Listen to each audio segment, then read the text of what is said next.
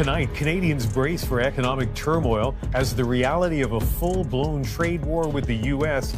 The U.S. national debt has reached a record $37 trillion, according to the latest Treasury Department report that was issued Tuesday. Plus, what this could all mean for you. Our grocery prices are going to get more expensive because of the trade war. North America's trade map hasn't simply shifted. It has been torn apart.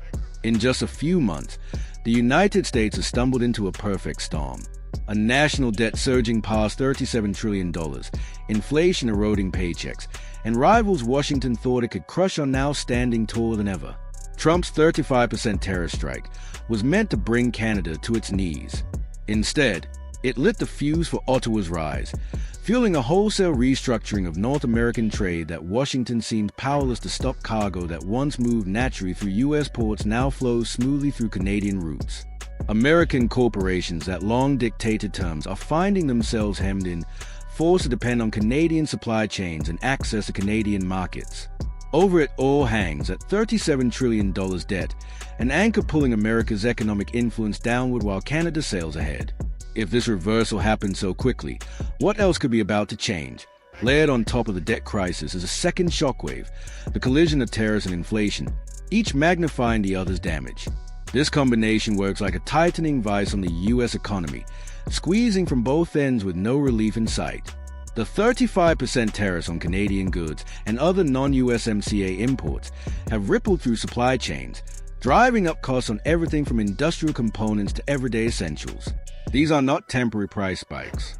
They are baked into the cost structure, forcing businesses either to absorb losses or pass them on to consumers already struggling to make ends meet. Household budgets once resilient to small price swings are now under constant strain. Inflation has shifted from being a statistic on a government report to a daily reality. Grocery bills, utility payments, transportation costs, all climbing. As consumers tighten their belts, businesses feel the impact instantly. Retailers scale back orders. Manufacturers trim output. Service providers freeze hiring or cut hours.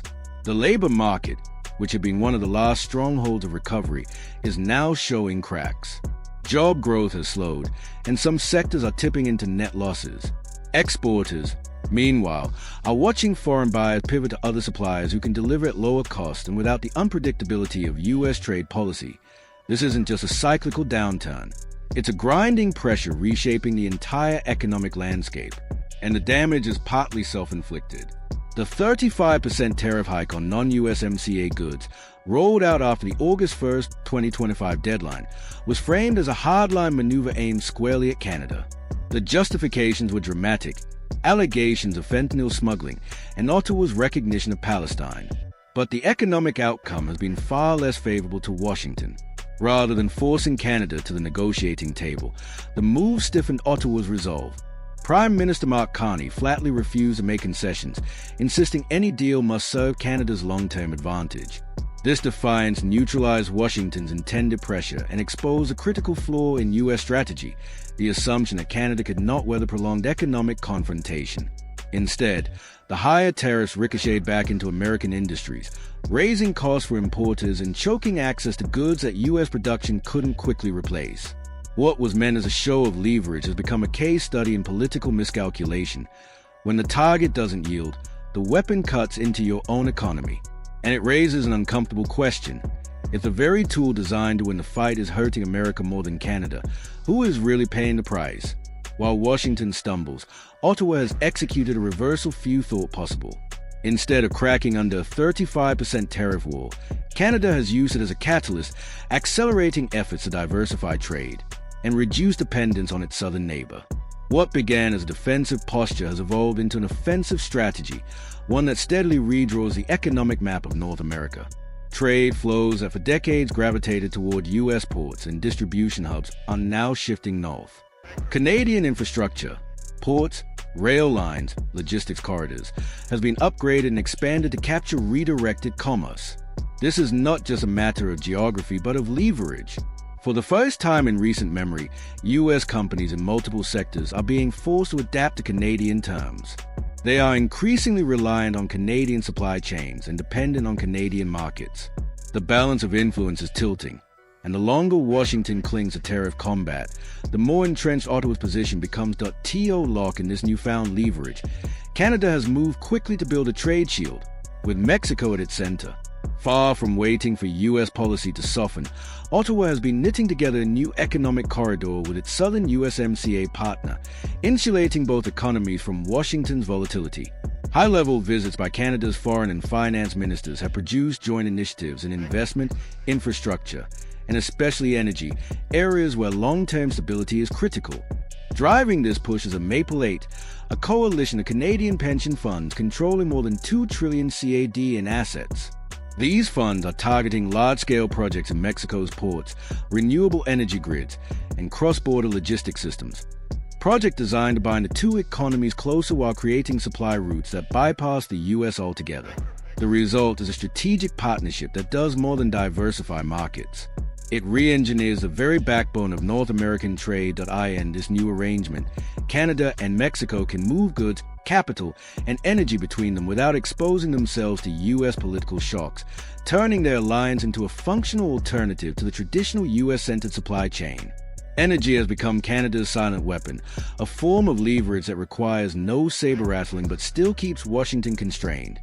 The U.S. remains heavily dependent on Canadian crude, importing volumes that cannot be quickly or easily replaced without triggering domestic price spikes. This dependence is locked into refinery configurations, pipeline networks, and long-term supply contracts that tie U.S. energy security directly to Canadian output. For Ottawa, this is a rare position of strength. Even as political tensions rise, Canada's energy sector is thriving, buoyed by steady U.S. demand and high global prices caused by disruptions elsewhere. Revenue from energy exports is flowing into exploration, infrastructure, and renewable investment, deepening Canada's role as an indispensable supplier. This creates a strategic stalemate. Any aggressive U.S. move against Canadian energy exports would rebound instantly, driving fuel costs higher, straining petroleum-dependent industries, and eroding public support at home. Canada doesn't need to threaten Washington openly. Its leverage is already embedded in the system. North America's corporate geography is being redrawn in ways that seemed unthinkable only a few years ago. Unpredictable U.S. trade policy, shifting tariff regimes, and growing diplomatic friction have forced boardrooms to rethink not just where they sell, but where they operate.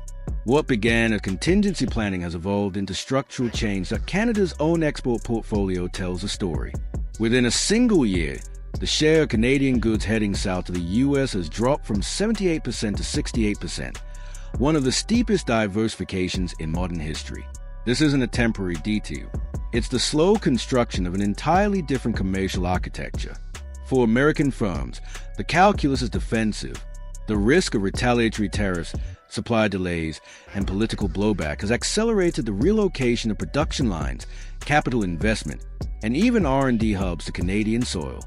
Operating inside Canada shield them from tariff penalties while granting direct access to trade agreements with markets the U.S. has strained or lost. For multinational manufacturers and tech companies alike, it's a way to keep supply chains moving without getting trapped in Washington's crossfire. As these moves accumulate, the physical flow of goods across the continent is being rerouted. Canadian rail networks are carrying higher value freight once anchored in U.S. corridors. Expanded ports on both coasts are capturing trans-Pacific and transatlantic shipments that previously touched American docks. Inland distribution hubs in Ontario and Alberta are emerging as regional logistics nodes, reducing reliance on U.S. infrastructure even further. The strategic cost of Washington is deeper than lost revenue. It's about forfeiting a kind of control that long underpinned U.S. dominance, the ability to dictate how, when, and where trade moves across North America. If the corporate exodus and trade realignment continue, Washington may soon watch from the sidelines as Canada claims a role America once took for granted. The shift in export flows, capital investment, and supply chain control is already tilting bargaining power northward. Combined with a $37 trillion debt load and an entrenched tariff war, America's position in North American commerce is weakening faster than policymakers are willing to admit. If these trends are not reversed, Canada will no longer just be a strong partner. It could become the continent's undisputed commercial hub, setting terms that the U.S. must follow rather than dictate. And that leaves the question hanging. Will America fight to reclaim its influence, or allow the new trade order to harden without resistance? What's at stake is more than trade statistics. It's a balance of power across the continent. The next move will determine whether the U.S. leads a game or becomes a